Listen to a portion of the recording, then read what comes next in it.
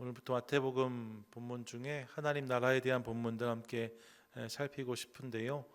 본격적으로 본문에 들어가기 앞서서 두 가지를 먼저 기억하고 싶습니다. 기본적으로 예수님을 소개하고 복음을 전하는 복음서가 4개가 있는데요. 각각의 복음서가 강조하는 예수님의 이미지가 있습니다. 마가복음은 종이신 예수 그리스도를 강조하고요. 누가복음은 인자, 사람이신 예수 그리스도를 보여줍니다. 그리고 요한복음은 참 하나님이신 예수 그리스도를 증거해요. 마태복음은 예수님을 어떤 이미지로 강조하는가? 마태복음은 왕이신 예수 그리스도를 강조합니다. 이 땅에 왕으로 오신 예수님, 그분을 드러내고 보여주는 일에 보다 관심이 있었다는 거죠. 아마도 이 마태복음이 유대인들을 대상으로 쓰여졌으니까요. 유대인들의 관심이 왕으로 오시는 메시아였기 때문에 그런 방점이 있지 않을까 생각해 봅니다. 그래서 마태복음 1장 1절을 기억해 보시면 이렇게 시작되어지거든요. 함께 읽습니다. 시작. 아브라함과 다윗의 자손 예수 그리스도의 계보라. 예, 이것이 마태복음의 시작입니다. 구약의 수많은 사람들 중에 특별히 아브라함과 다윗을 콕 집어서 언급하고 예수님이 그들의 계보, 그들의 족보에 닿아 있는 분이다라고 말씀하는 거죠. 이유는 분명합니다. 아브라함이라는 언급을 통해서 예수님이 약속의 자손이심을 분명히 하고 다윗의 계보에 들어가 계심을 밝히는 것을 통하여서 예수님이 왕의 계보에 속한 자임을 보여주는 거예요.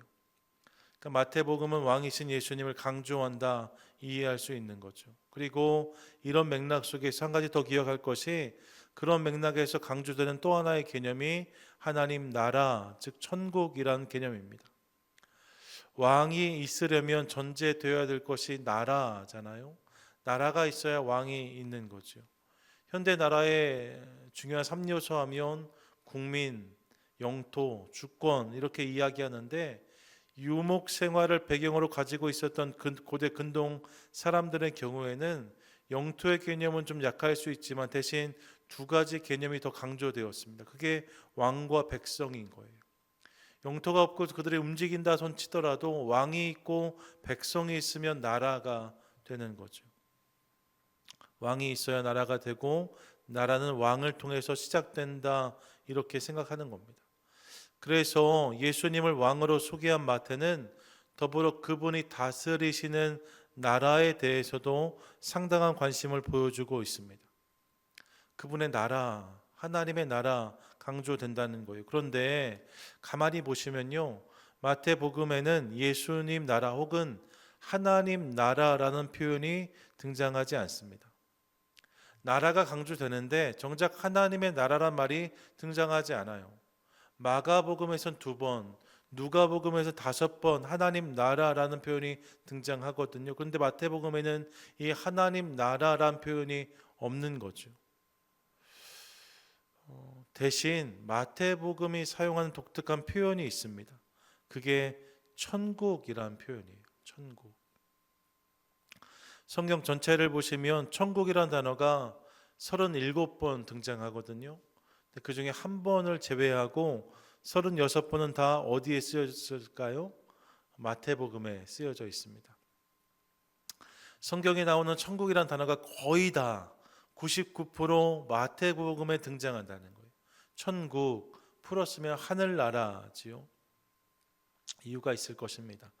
헬라어로 보면 천국이란 단어는 하늘나라인데 헬라어로 바실레이아 투 오라논이라고 되어져 있어요. 바실레이아 이게 나라란 뜻이고요. 투 오라논 이게 하늘들이란 뜻입니다. 그러니까 하늘들의 나라, 하늘의 나라예요. 하나님 나라는 헬라어로 어떻게 쓰는가? 바실레이아 투 테우라고 씁니다. 바실레이아 나라, 그리고 그 뒤에 테우, 이게 하나님인 거잖아요. 하나님의 나라. 그러니까 하나님이 들어갈 자리에 오라논, 하늘을 쓴 거지요. 그래서 우리가 알 수 있어요. 마태복음이 유대 공동체를 위해 기록된 복음이라고 말씀드렸는데요. 유대인들은 하나님이란 단어를 쓰는 것 자체를 상당히 부담스러워했습니다. 정작 삶에선 그분을 그렇게 경외하지도 않으면서 그분 뜻대로 살려고 애쓰지도 않고 모양만 갖추게 급급했으면서도 그러면서도 하나님이란 단어를 쓰거나 부르는 것을 어려워했어요. 그래서 하나님이란 단어를 직접 적는 것을 피한 거죠. 그래서 마태가 선택한 단어가 하늘입니다. 그래서 하늘나라, 천국이란 표현을 많이 한 거예요. 그러니까 마태복음에 나오는 천국은 사실 뭐예요? 하나님 나라인 거죠. 그렇게 따지면 마가복음에 하나님 나라가 2번, 누가복음에 5번 등장하는데 마태복음에 36번이나 하나님 나라가 언급된다고 할 수 있습니다. 그러니까 왕이신 예수 그리스도와 그분을 통해 시작되어지는 하나님 나라에 관심이 가장 많은 기자 마태였고, 그렇게 쓰여진 복음서가 마태복음이라는 거예요. 이런 이해 속에서 오늘 이제 마태복음이 들려주는 하나님 나라에 대한 이야기 속으로 함께 들어가기 원합니다. 여러분, 예수님이 왕이시고 그분이 보여주신 나라가 하나님 나라인데요, 예수님께서 그렇게 공생애를 시작하시면서 처음 선포하셨던 말씀이 바로 이것입니다. 마태복음 4장 17절 우리 한 번 더 읽습니다. 시작. 이때부터 예수께서 비로소 전파하여 이르시되 회개하라 천국이 가까이 왔느니라 하시더라. 아멘. 예수님이 공생애를 시작하시면서 첫 번째 외침이 이것이었다는 겁니다. 회개하라 천국이 가까이 왔느니라. 천국이 가까이 왔다. 하나님 나라가 가까이 왔다. 이것이 첫 번째 외침이었다라고 성경이 말씀하고 있는 거죠. 이 한 절의 말씀을 중심해서 오늘 몇 가지를 함께 나누고 싶습니다. 먼저 이 예수님의 첫 번째 외침을 통하여서 저는 예수님의 삶과 사역의 가장 큰 주제가 바로 이 하나님 나라였다는 사실을 확인합니다. 이런 예수님의 삶의 중요한 순간들 많이 있죠. 성탄도 그렇고 그분의 세례도 중요합니다. 또 공생애를 시작하신 다음에 가르치시고 고쳐주시고 선포하신 것들 다 중요한 것들입니다. 그분이 일으키셨던 기적의 사건들, 그분이 들려주셨던 비유의 이야기들 다 귀한 것이라고 말씀드릴 수 있습니다. 그분이 감당했던 고난도 귀하고 그분의 십자가는 그분의 사역의 하이라이트라고도 말할 수 있습니다. 그리고 십자가 이후에 만나는 부활의 사건도 너무나 중요하죠. 다 중요한 사건들입니다. 그런데 여러분 생각해 보세요.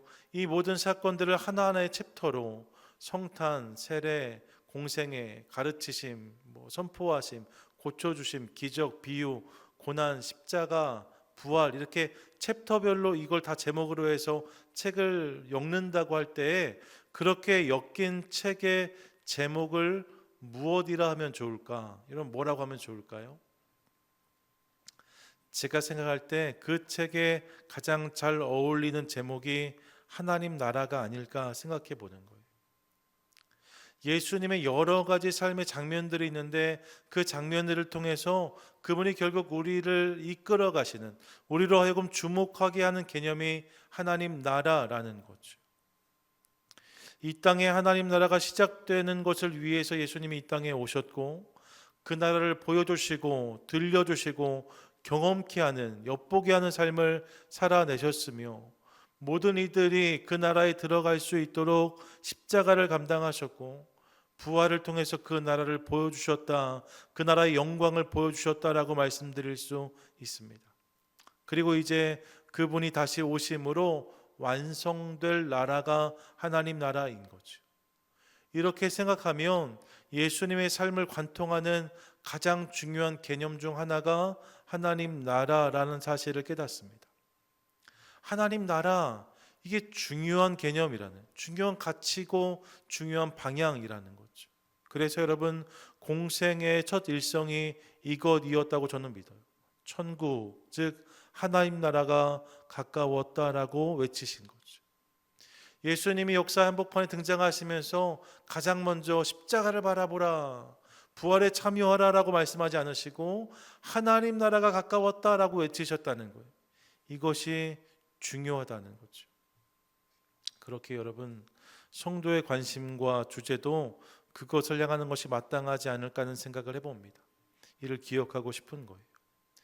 예수님을 믿고 따른다면 우리의 관심과 생각도 하나님 나라를 향해야 한다는 거죠.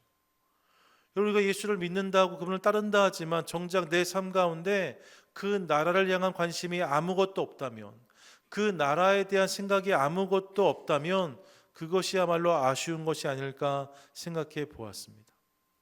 여러분, 예수님의 삶의 가장 큰 주제 중 하나, 또 가장 큰 주제는 하나님 나라였다 합니다.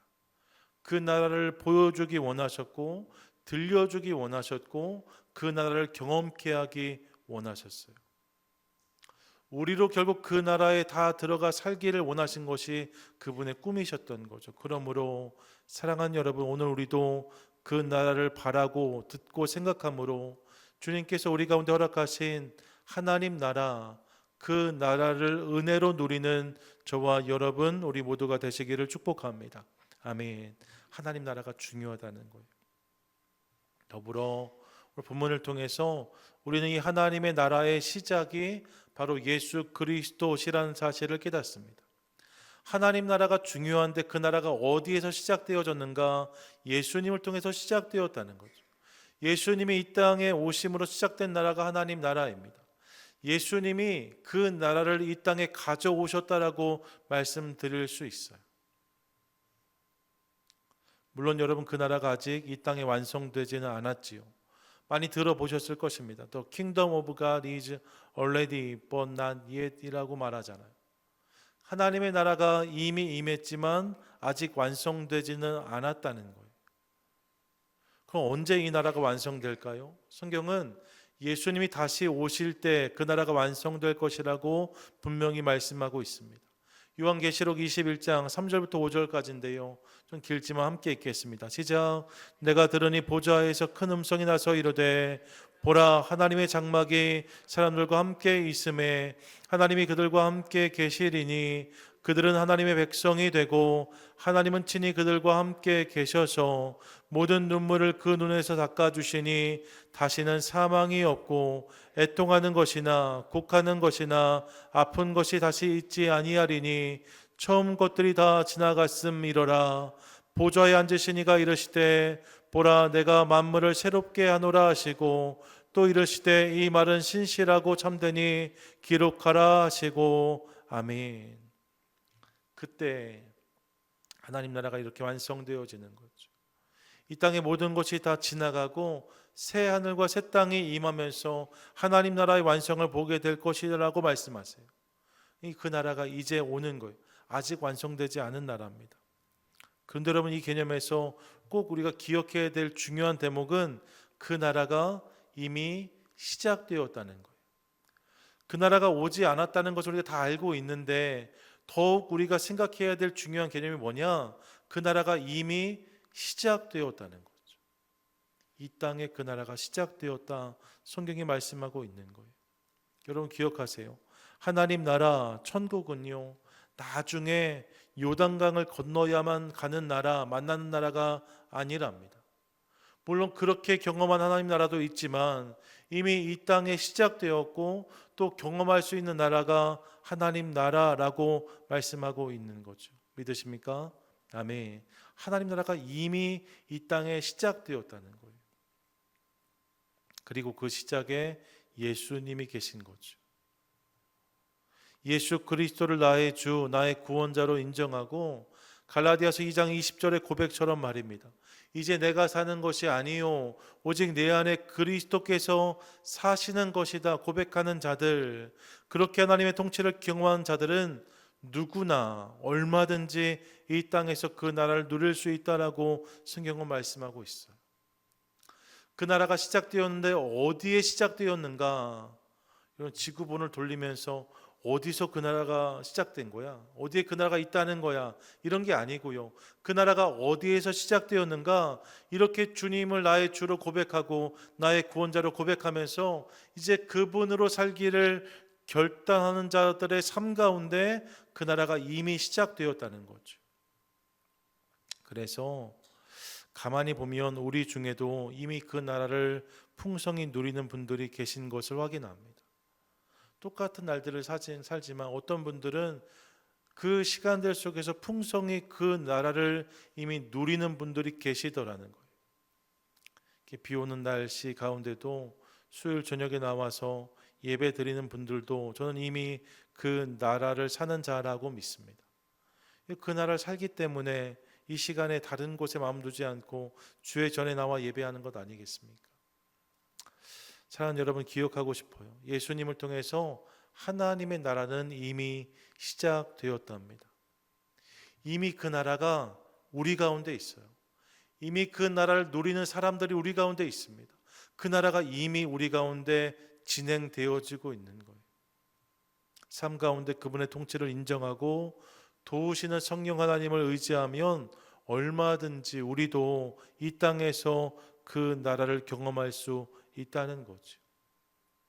그러므로 사랑하는 여러분, 이를 기억함으로 날마다 그 나라를 사모하고 이 땅에서도 풍성히 누리기를 원합니다. 기도하는 저와 여러분, 우리 모두가 될 수 있기를 소망합니다. 똑같은 날들을 살고 있는데 여러분 옆에 있는 그분은 하나님 나라를 경험하고 있고 누리고 있는데 나는 그러지 못하다 하면 억울하잖아요. 여러분, 그런 갈급함과 사모함이 우리 가운데 있게 되기를 원해요.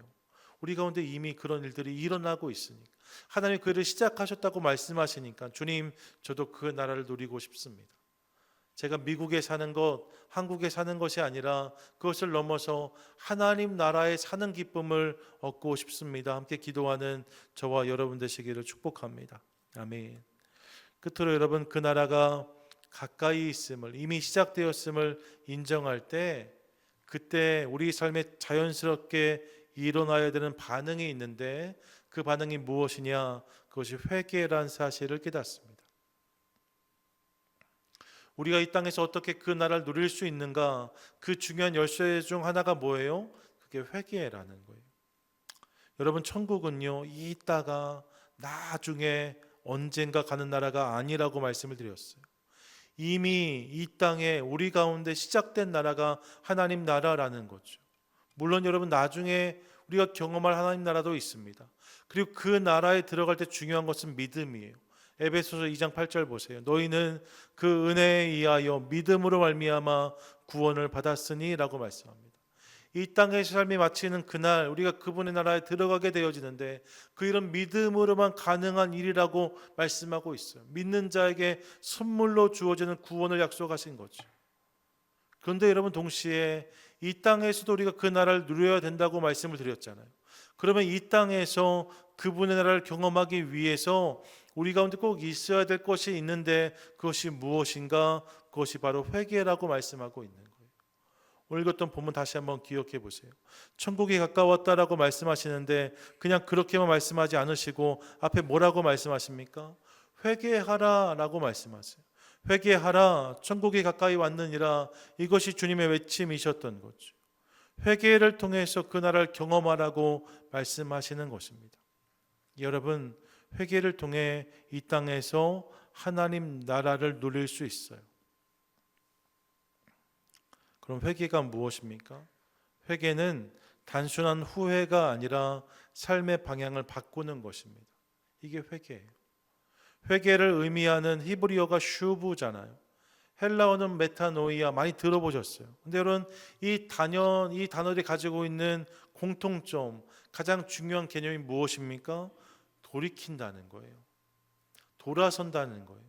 단순히 후회하고 주저하는 것이 아니라 돌이켜서 이제 있어야 할 곳으로, 본래의 자리로 나아가는 것, 이게 회개인 거죠. 예, 여러분, 내가 주인이 되어서 내 뜻대로 내 마음대로 살았던 모습들을 내려놓고 이제 돌이켜서 그분의 뜻을 향하여서, 그분의 마음을 향하여서 우리가 나아가는 것, 이게 회개인 거죠. 내가 쫓고 있던 세상의 가치를 내려놓고서 하나님 나라의 가치를 붙잡기 위해 그 나라를 향해서 걸어가는 것, 이게 회개라는 거죠. 그때 그 삶 가운데 하나님 나라가 임한다라고 성경은 말씀하고 있습니다. 그런 회개가 있을 때, 그런 돌이킴이 있을 때, 그런 결단이 있을 때 그 삶 가운데 그분의 나라가 임하기 시작하는 거죠. 그런 맥락에서 사랑하는 여러분, 날마다 돌이키는 것을 통하여서, 날마다 회개하는 것을 통하여서 그분의 나라가 내 삶 가운데 시작되어지는 놀라운 감격과 기쁨을 누리는 저와 여러분 되시기를 축복합니다. 축복합니다. 아멘. 그래서 회개하면 아프지만 동시에 기쁜 거죠. 진정한 회개가 터져 나오면, 그래서 내 삶 가운데 그런 고백들이 쏟아질 때에 그 회개에 대해 찾아오는 감격과 기쁨이 있습니다. 죄를 드러내는 것이 아픈 거지만, 그 자리를 떠나는 것이 아픈 거지만, 그것을 끊어내고 돌이킬 때에 주님께서 주시는 기쁨과 감격이 밀려오기 시작합니다. 그 나라를 누릴 수 있게 되었기 때문에 그 심령과 삶 가운데 그 나라가 임하게 되어지는 거죠. 그러므로 사랑하는 여러분, 이를 기억하며 날마다 돌이키는 삶을 결단하는 우리 모두 될 수 있기를 원하고, 이를 통해 매일매일 이 땅에서 그 나라를 누리는 복된 성도와 인생 교회 우리 모두가 되시기를 간절히 축복합니다. 아멘. 자, 말씀을 마무리하시죠. 하나님 나라는 예수님을 통해 이미 우리 가운데 시작된 나라다라고 성경은 분명히 말씀하고 있습니다. 회개하라, 천국이 가까이 왔느니라 2000년 전에 예수님께서 말씀하셨어요.